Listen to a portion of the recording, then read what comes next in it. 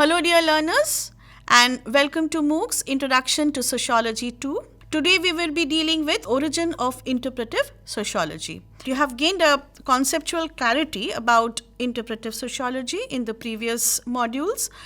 Now, we will be talking about how it originated and basically the journey of interpretive sociology till date. Interpretive sociology is a concept which was first developed by Max Weber. It focuses on the meaningful understanding of human behavior, which has interrelations and regularities. It studies how human groups actively formulate the reality of their everyday lives through the meaning they give to their action. Human beings are the social actors, and how they react or how they behave in a particular social event, that is the point of discussion in interpretive sociology. This approach has its root in the German word verstehen, which means to understand. Max Weber's most important book, The Protestant Ethics and the Spirit of Capitalism, is the book which talks about verstehen. It attempts to walk in someone else's shoes and see the world as they see. That means this particular aspect tries to understand others' perspectives, how others feel about something. So, we try to understand a particular event from the point of view of others. So, it focuses on understanding the meaning which is given by individuals to their beliefs, values, actions, and behaviors, as well as the social relationship which people and institutions have. We have to understand the kind of upbringing or the socialization that person has experienced. So, based on that socialization pattern, the person will assign meaning to a particular event. Other sociologists who played an important role in developing this concept of interpretive sociology are sociologists like William Dilthey and Heinrich Rickert.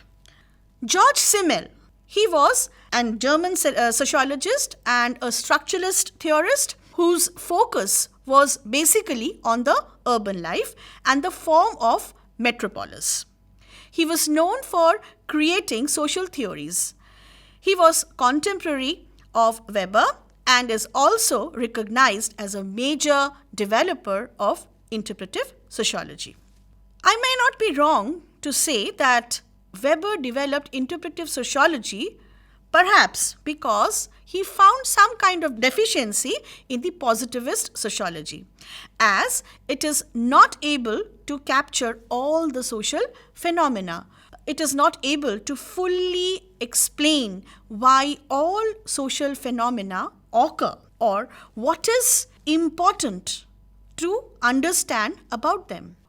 Positivist approach focuses on objects, whereas interpretive sociologists focus on subjects, as they continuously create social reality by interacting with other human beings. So, Weber thought that the positivists are basically not including the perspectives or ideas or thoughts of the social actors. So, therefore, if we neglect or ignore these aspects, then we may not be able to reach the reality. We cannot really understand the real thing. Durkheim's social facts suggest a positivist objective reality out there, which could be naturally observed, studied, and tested. But Weber studied social life to know how people make sense and interpret their social world, actions, and identities. So he thought that it is important to understand the social world of the social actor or the social world of a person, how a person will act in a particular environment. Sociology should consider not only behavior but the motivation of that behavior. Reality is constructed through interactions between people. The use of qualitative methods to understand individual subjectivity. Interpretive sociology is concerned with how people go about defining and making sense of their situations, others, and themselves. Therefore, sociology should consider not only the behavior but what actually prompted that person or motivated that person to do or act in a particular manner. Reality is constructed through interaction between people. When two people interact with each other, they exchange their thoughts, they communicate, and they talk about something, and that is the reality. Because when we react or when we interact with each other, this interaction leads to some event, or this interaction will lead to a concrete decision, or it will lead to a particular kind of a action. So that is the reality. The use of qualitative methods to understand individual subjectivity. Qualitative method is a method which tries to investigate the ground reality of an event. So, interpretive sociology also works or is also working in the same line. It adopts qualitative method to understand the social action or a particular social event in an in-depth manner.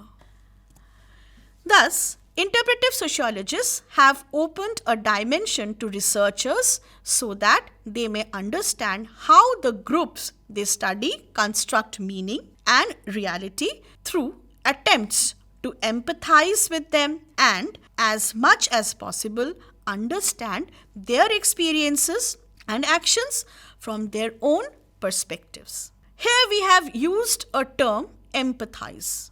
When we empathize with somebody, we actually try to look into the social action or the social event from their perspective. But when we sympathize with somebody, we are not actually doing that. We are not actually trying to understand that person's point of view. But when we are talking about empathy, we try to understand the point of view. We kind of feel the point of view or the perspective of that particular person. The term interpretive research is often used synonymously with qualitative research, as we have already seen, although the two concepts are quite different because the central concern genre or research approach is the social action. So, interpretive sociology also tries to understand the social action. Interpretive research is a research paradigm that is based on the assumption that social reality is not singular or objective, but it rather is shaped by human experiences and social contexts, and it is therefore best studied within its socio-historic context by reconciling the subjective interpretations of its various participants. Interpretive research has its root in anthropology, sociology, psychology, linguistics, and semiotics, and has been available since the early 19th century or even long before. Researchers here interpret the reality through a sense-making approach rather than a hypothesis testing approach. While discussing on this, when we formulate some hypothesis, that means when we go to a field to investigate some social event, we assume something and go, or we have some tentative generalization and then we go to the field while to explore something, to explore a social event. Now, when we have already some assumptions, or when we know that perhaps we might get or we might reveal certain things which are based on our pre-formulated assumption, then what happens? We become a little biased. However, when we reach or when we start a field activity without such assumptions, without any hypothesis, we are open, we have an open mind, we go to the field and we try to investigate the social events without any assumption. Whatever we actually see, or whatever we actually find out, is the actual thing or is the reality for us, because we did not have any preconceived notion, as we did not formulate any hypothesis. And this is the right way, perhaps, of understanding the experiences of an individual or of the group of individuals from their perspective. You see, what happens when we have, when we try to generalize something, rather it creates a kind of a biasness, because suppose there are two cities, A and B. If we go and if we, the social context or the social scenario of, say, city A is different from social scenario or the social environment of city B. Now, when we investigate on a certain event and we talk to the to the people belonging to city A, and when we talk to them about some social event, and we already have some preconceived notion, and when we talk to them and we suppose we find that our assumptions or our way of thinking matches with city A, and that will perhaps we will think, perhaps this is what is the notion of city B people as well, but it might not be. So generalization is not a good idea. Rather, we have to understand the experiences of the person from their point of view.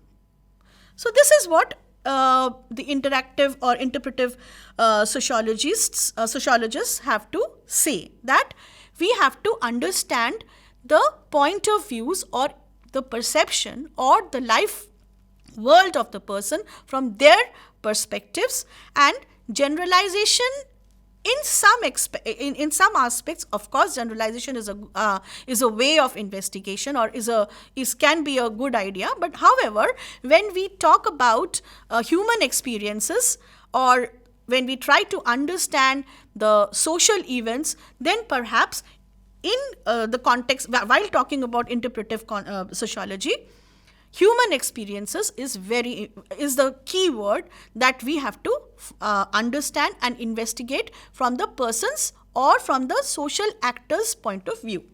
Interpretive sociology continues to play key role in feminist sociology, as well as while conducting field study of the life of the marginalized communities. So, now let us understand the utility of interpretive sociology in today's contexts. Well, this is a very important way of looking into the aspects of people who are basically excluded from the focus point. Therefore, this can be a very good way to find out the various incidences or the experiences of the marginalized community, because their aspects or their viewpoints have always been neglected. So they were pushed to the margin. So, therefore, we can say that interpretive sociology can be a very good way of investigating various aspects of women or people who belong to the marginalized community, the minorities.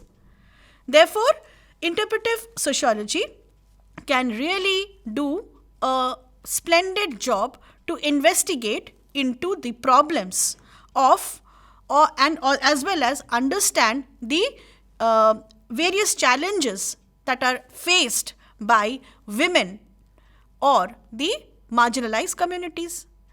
Therefore, interpretive sociology, or this approach of interpretive sociology can play a major role in the feminist sociology, as well as in understanding the lifestyle or the experiences of marginalized communities. Now, when we do these investigation, when we try and find out their point of view which were actually missing, or which were neglected, or which were ignored, then their problems, their their living, their experiences, their lived experiences can be understood. These things will emerge. These things will come into the surface, and then we can really work for the development of this particular group of people. We can frame policies, we can frame laws, we can frame other important, or we can launch programs and schemes for people who are marginalized, because this will be a good way to understand what they want or what is their demand. So in this way, we can include these people into the developmental activities also. Therefore, interpretive sociology will be a very good device to understand the perspectives of the marginalized. These methods of interpretive sociology will include various forms of open interviews, field research consisting of mainly the participant observation, audio or video recordings of everyday situation, group discussions, or family interviews. Therefore, how we can carry out the interpretive sociology while we are in the field work, or while we do the field activities? It is basically through participant observation. We can observe people, how they are behaving in a particular environment, what is their thoughts. We can observe that. We can record, of course, with the consent and understanding the ethical issues. We can record their activities. We can have an audio-visual recording system, so that we can later on we can do the analysis part. We can have group discussions with these people. We can have family interviews to understand the point of view of the family people, of the members of the family. So therefore, these are some of the ways by which we can carry out interpretive research. Then these methods aim to describe the world from the perspectives of the actors in everyday context, not from the perspective of the researcher, and to study complex social actions and practices in every situation. By using these methods of data collection and analysis, it is possible to find out how people interpret their world and how they create their world interactively. Here we try to understand the social event from the actor's perspective, not from the researcher's perspective. You see, here as a researcher, we are going into the field to investigate something, or to find out to dig out some truth. But it is basically by engaging the community people, or by engaging the people about whom we are trying to investigate their challenges, their problems. So, how as a researcher, I am not supposed to know the core problem of that community. So the people belonging to that particular community, they are the best person to tell us, or tell me as when I go as a researcher, that what is their problem. How can I formulate, or how can I assume the problem of the field or the community people who are in the field. So to understand this, we have to understand, or we have to investigate, or we have to know the viewpoints or perspectives or experiences of the people who are in the community. So this will help us to get a clear picture about the actual scenario, about the problem that is faced by the people of that particular community. So therefore, here as a sociologist, we are, or as a researcher, we are trying to investigate things not from not from our perspective. Rather, we are trying to understand and analyze, or we are trying to find out the ways in which the social actors or the community people are looking into their various aspects of their social life. So investigation is purely by engaging the entire community. And as an investigator, or as an interpretive sociologist, or as an researcher who is professing this particular theoretical aspect, we just go to the field and try to observe or try to understand the point of view or the experiences of the community people. Now, what are the various popular interpretive research methodologies? So, what are the ways in which we can carry out interpretive research? In-depth, open-ended interviews. We can have in-depth, open-ended interviews, case studies, focus group discussions, oral histories, and ethnographic studies. So there can be many more, but these are the most popular interactive or interpretive research methodologies, in which, to begin with, the in-depth, open-ended interviews. In this particular interview pattern, we do not have any close-ended questionnaire schedule, because that means then if we have close-ended interview schedules, basically we restrict the respondents. They might be having so many thoughts, but if we have a close-ended interview schedule, we are basically restricting them to maybe yes or no, or to some choices may be given, and they have to just tick mark, and then that is how the close-ended questionnaire schedules are framed. But when we are having the open-ended questionnaires, or when we are having the open-ended interviews, that will give the scope to the respondents. The respondents will have the scope to talk more about it. We are not putting any restrictions on his or her thought process.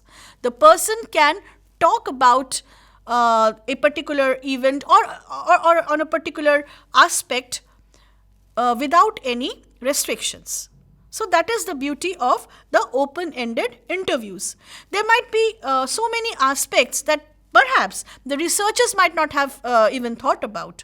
But when the person goes to the field area, so many things can emerge. So many things can come into the surface. Therefore, in-depth, open-ended interviews will help us to get informations not only which a researcher wants to know.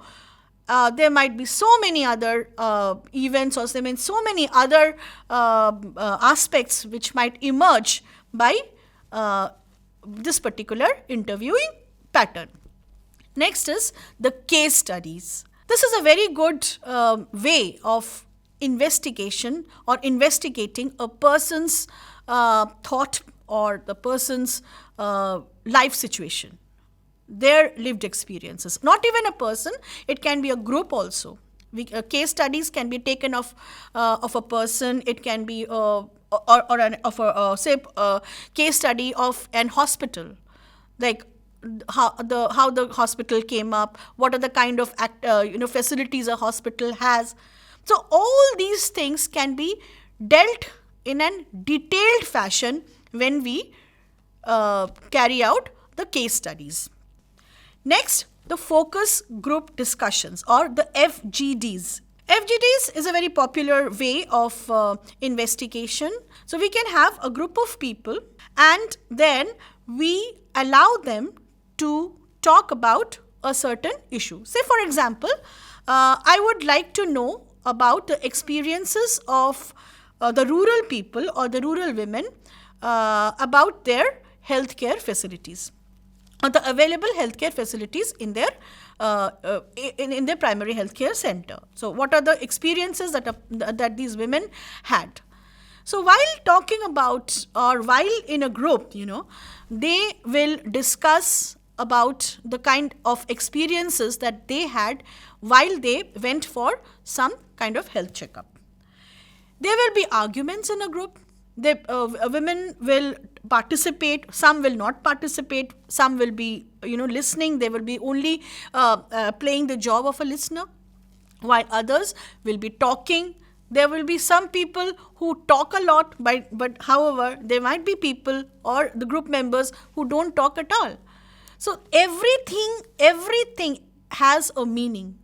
We, as a researcher or a facilitator of the focus group discussion, we have to observe all these activities, because a person who is not much participating in a discussion, it might be so happen that the person had some kind of a bitter experiences and that she does not want to talk about it.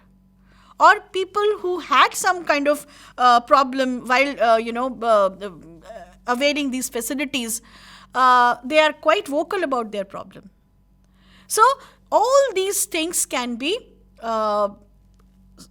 these things can emerge while we can have the focus group discussion.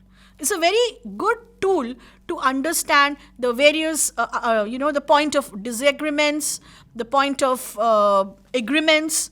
So this, in later phase, this will help us to develop a concept from these discussion will help us to understand the real scenario, the real picture that the people of that particular community have experienced. So this is the part. When these kind of participatory approaches while taking up, such researches are very fruitful, because this will help us to understand the social interactions, how people interact with each other, how people, the point of arguments that they have. So these realities help us to build up some notions, and based on these findings, we can propose various suggestions and recommendations to curb that particular problem. So therefore, focus group discussion is a very good tool. Next is oral histories. Oral histories help us to understand the chronology of an event, like what came first, then the next. So it helps us to understand an event. We get a flow chart, kind of a flow chart. It gives us an understanding about what had happened and what led to the the links that the events have between them. So as we know that a particular event happens because it has some history. Because something had happened before, and because of that, it has resulted into a particular event. So oral histories will help us to understand these developments in a better fashion.